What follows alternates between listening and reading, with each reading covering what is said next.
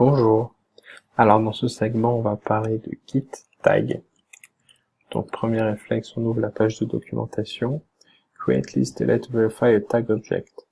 Site. Donc en fait, ça va être le tag object, ça va être la version actuelle de notre projet. Donc tag -l qui permet de faire la liste. Pour l'instant, on n'en a pas.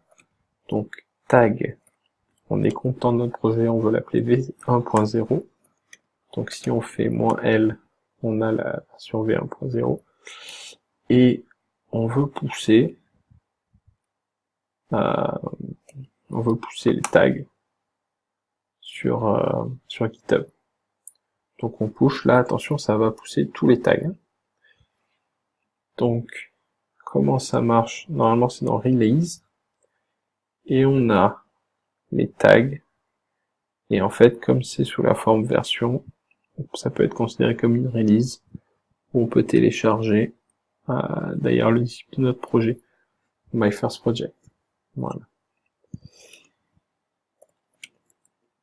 Après, si on veut supprimer un tag, même si c'est pas ce qu'on veut faire ici, et après le reste des manipulations peuvent être dans le manuel, force delete verify site.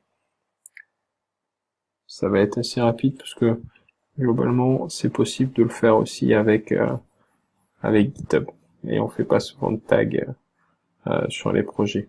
Parfois c'est des hooks, c'est-à-dire que dès qu'il y a une release qui est créée, il peut y avoir un déploiement qui est fait, même si de plus en plus ça se fait sur les branches directement, c'est-à-dire sur la branche s'il y a une branche développement ou une branche master, ça va récupérer le code et puis le mettre directement en production. C'est ce que j'ai fait pour adrienblanc.fr, j'ai un GitHub, et dès que c'est sur la branche master qu'il y a de nouvelles choses, ça va sur un environnement de staging que je peux après mettre en production directement.